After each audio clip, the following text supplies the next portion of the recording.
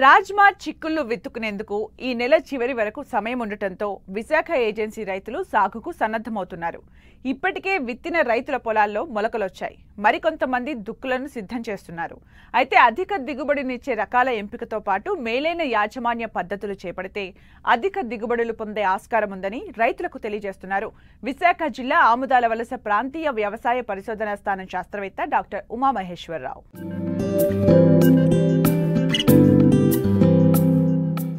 శీతాకాలంలో పండించే కూరగాయల్లో రాజ్మా ఒకటి. వీటినే ఫ్రెంచి చిక్కుడు అంటారు.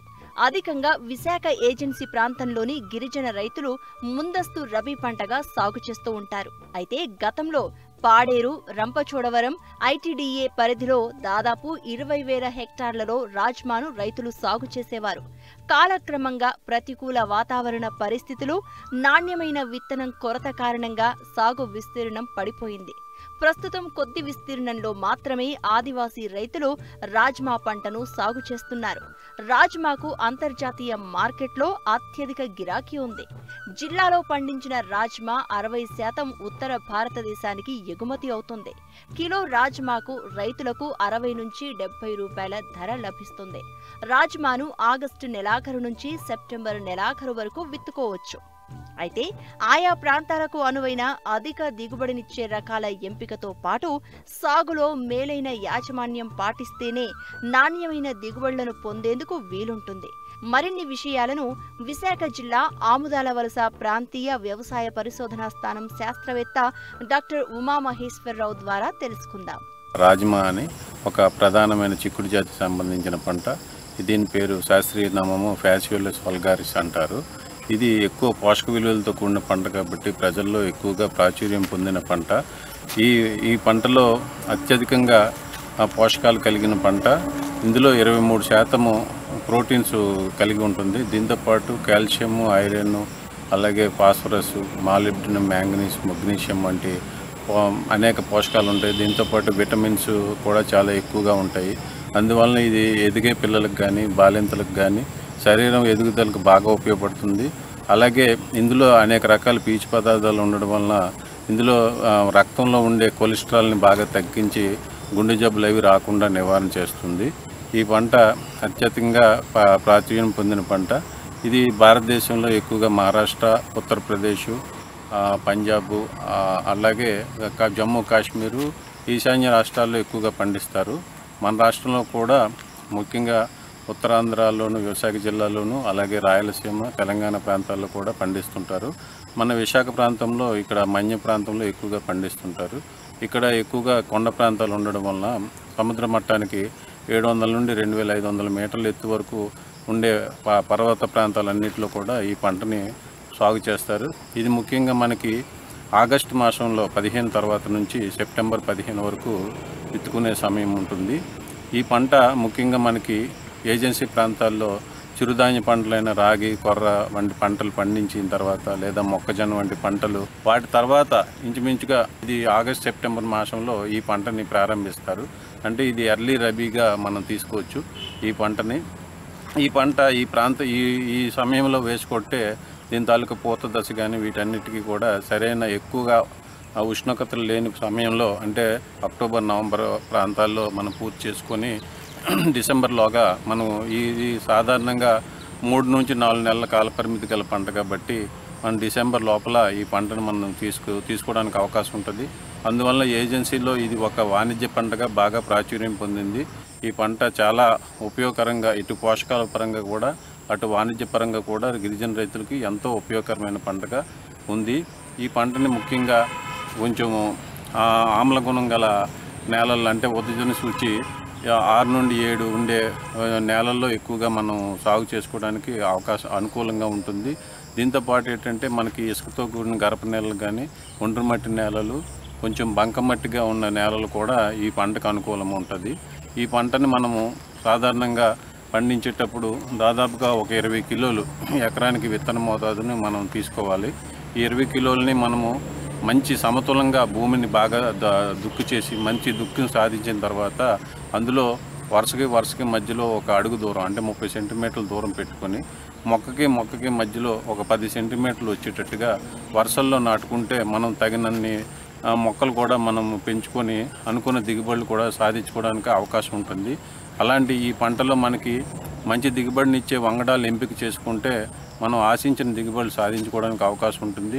మనకి చింతపల్లి పరిశోధనా స్థానం నుండి చింతపల్లి రెడ్ అనే రకము ఒక ఎరుపు రంగులో ఉండే ఒక రకాన్ని రిలీజ్ చేశారు. ఇది 90 నుండి 95 రోజుల కాలపరిమితితో ఉంటుంది. ఇది మనకి 14 నుండి 15 క్వింటాళ్ళు హెక్టేర్కి దిగుబడి ఇస్తుంది. అలాగే చింతపల్లి నుండి చింతపల్లి వైట్ అనే ఒక తెల్ల రకాన్ని కూడా మనకి రిలీజ్ చేయడం జరిగింది. ఇది పూర్వకాలం నుండి ఉన్న రకాలు. ఈ వైట్ రకం కూడా మనకి 80 నుండి 85 రోజులు అంటే 3 నెలల లోపల పంటకాలం పూర్తి చేసుకొని ఒక 12 నుండి 13 క్వింటాల దిగుబడి సాధించడానికి అవకాశం ఉంటుందండి.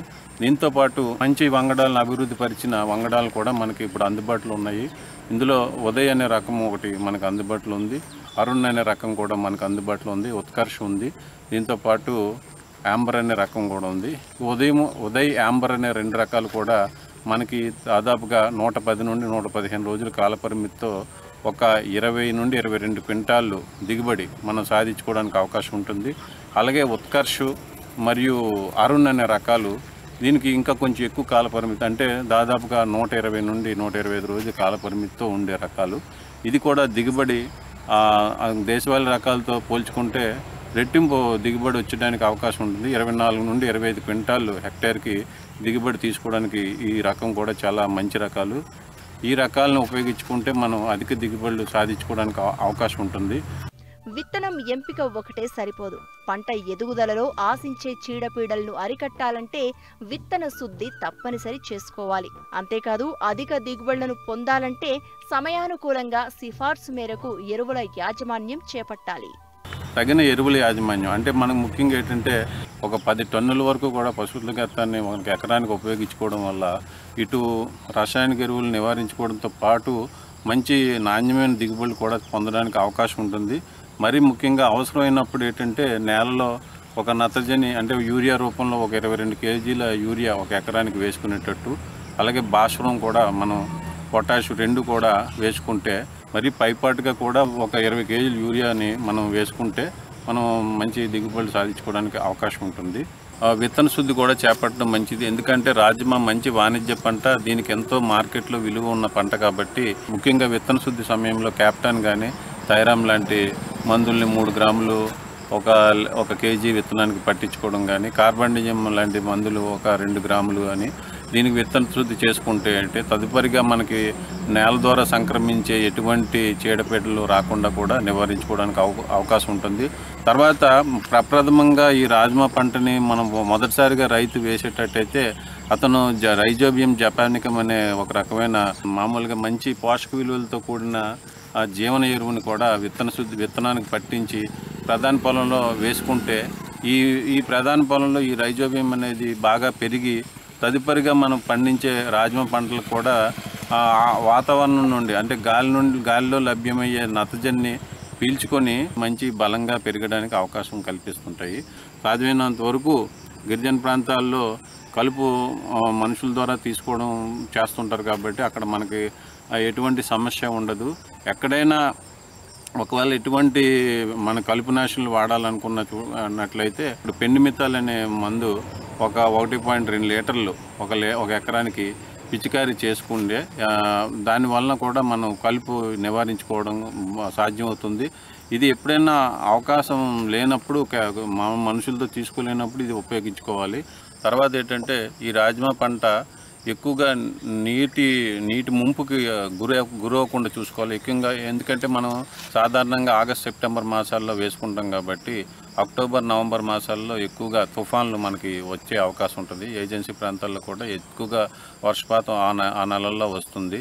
ఈ రాజ్మా చిక్కుళ్ళు వేరు వ్యవస్థ చాలా పైన ఉండడం వల్ల ఏంటంటే ఎక్కువ నీరు నిలబడినప్పుడు ఏంటంటే ఈ రకమైన ముంపుకి గురయ్యి మొక్కలు చనిపోవడానికి అవకాశం ఉంటుంది. కాబట్టి రైతులు పెద్ద బోధులు లాంటివి చేసుకొని ఎక్కువగా కురిసిన వర్షాన్ని ఎప్పటికప్పుడే బయటికి తొలగించుకోవడం వల్ల మనకి ఈ నీటి ముంపు సమస్య లేకుండా రాజ్మా పంటని పండించుకోవడానికి మంచి అవకాశం ఉంటుంది. దీంతోపాటు ఏంటంటే మనం రాజ్మా పంట పండించినప్పుడు ఏంటంటే 2 దశలు ముఖ్యంగా కీలకంగా పూత దశ అలాగే కాయ ఏర్పడే దశ, ఈ 2 దశల్లోనూ కూడా ఎట్టి పరిస్థితుల్లోనూ నీటి కొరత లేకుండా చూసుకోవాలి. మనం ఏమాత్రం అవకాశం ఉన్నా ఈ పుష్పించే దశలోనూ ఒక తడిని, అట్లాగే కాయలు తయారయ్యే దశలోనూ ఒక తడిని ఇచ్చుకుంటే మనం అనుకున్న దిగుబడులు మనం ఈ విధంగా సాధించుకోవడానికి అవకాశం ఉంటుంది. దీంతోపాటు ఏంటంటే ఈ రాజ్మా పంటలో ప్రధానంగా ఎప్పుడు కూడా మనకి వెర్రి తెగులు లాంటి వైరస్ తెగులు ఉంటుంది. దీన్ని వెర్రి తెగులు, వైరస్ తెగులు మనం ప్రధానంగా నివారించుకోవడం కష్టం కాబట్టి దాన్ని సంక్రమింపజేసే పేనుబంక కానీ తెల్లదోమ లాంటి పురుగుల్ని మనం సకాలంలో సస్యరక్షణ చర్యలు చేపట్టి వాటిని ఇప్పుడు మామూలుగా వేసిన వెంటనే 2-3 రోజుల్లో ఇలాంటివి గమనించినట్టయితే ఒక 5 కేజీల కార్బోఫ్యూరాన్ గుళికలను వేసుకోవడం వల్ల కూడా ఈ విధంగా నివారించుకోవచ్చు. అలాగే బూడిద తెగులు ఎప్పుడైనా కనిపిస్తే మనం నీటిలో కరిగే గంధకాన్ని 3 గ్రాములు 1 లీటర్ చొప్పున కలిపి పిచికారీ చేసుకోవడం వల్ల కూడా ఈ విధంగా మనం నివారించుకోవచ్చు. అలాగే అక్కడక్కడ కాయ తొలిచి పురుగు లాంటివి కూడా సమస్యలు మనకు కనిపిస్తుంటాయి. వీటిని కూడా సకాలంలో సస్యరక్షణ చర్యలు చేపట్టి నివారించుకుంటే ఎటువంటి పురుగుల ద్వారా మనకి అలాగే తెగుళ్ళ ద్వారా ఎటువంటి దిగుబడి తగ్గిపోవడానికి అవకాశం లేకుండా మనం చేసుకోవాలి. అట్లాగే ఈ రాజ్మా పంటలు ఏంటంటే దాని పంటకాలాన్ని మనం కరెక్ట్గా గుర్తించి ఆ పంటకాలం పూర్తయిన వెంటనే మనం దాన్ని కోత కోసుకొని 1-2 రోజులు ఎండబెట్టుకొని సకాలంలో దాన్ని నూర్పు చేసుకుంటే మనం అనుకున్న దిగుబడులు, కాయలు కూడా మనం మంచి క్వాలిటీతో గింజలు కూడా మనం పొంది మార్కెట్లో మనం మంచి ఉత్పత్తిని అందించి అలాగే నాణ్యమైన ఉత్పత్తులు అందించడం పాటు మనం కూడా ఆర్థికంగా మంచి దిగుబడులు సాధించుకోవడానికి అవకాశం ఉంటుందని నేను తెలియజేస్తున్నాను.